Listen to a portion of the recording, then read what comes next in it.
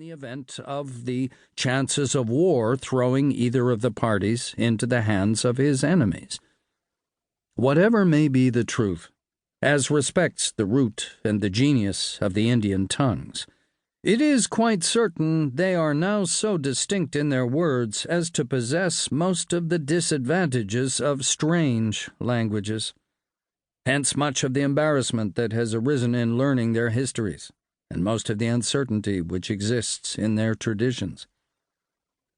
Like nations of higher pretensions, the American Indian gives a very different account of his own tribe or race from that which is given by other people.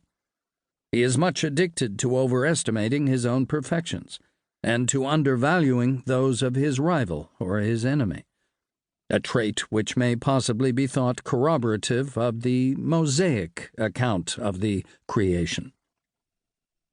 The whites have assisted greatly in rendering the traditions of the aborigines more obscure by their own manner of corrupting names. Thus, the term used in the title of this book has undergone the changes of Mahakani, Mohicans, and Mohegans, the latter being the word commonly used by the whites. When it is remembered that the Dutch, who first settled in New York, the English and the French all gave appellations to the tribes that dwelt within the country which is the scene of this story, and that the Indians not only gave different names to their enemies, but frequently to themselves, the cause of the confusion will be understood. In these pages, Lenni, Lenape, Lenape, Delawares, Wapanachki, and Mohicans all mean the same people, or tribes of the same stock.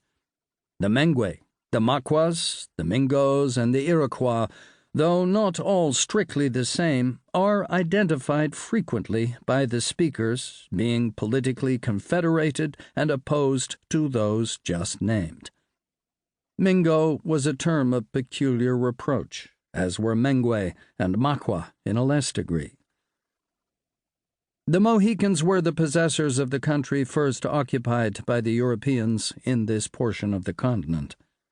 They were, consequently, the first dispossessed, and the seemingly inevitable fate of all these people who disappear before the advances, or it might be termed the inroads of civilization, as the verdure of their native forests falls before the nipping frost, is represented as having already befallen them. There is sufficient historical truth in the picture to justify the use that has been made of it.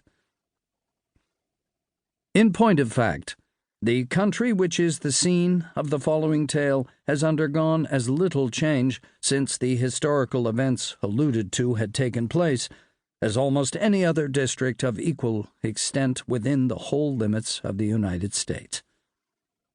There are fashionable and well-attended watering places at and near the spring where Hawkeye halted to drink, and roads traverse the forests where he and his friends were compelled to journey without even a path.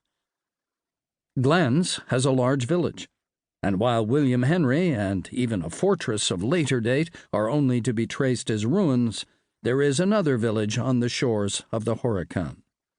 But beyond this, the enterprise and energy of a people who have done so much in other places have done little here. The whole of that wilderness, in which the latter incidents of the legend occurred, is nearly a wilderness still, though the red man has entirely deserted this part of the state.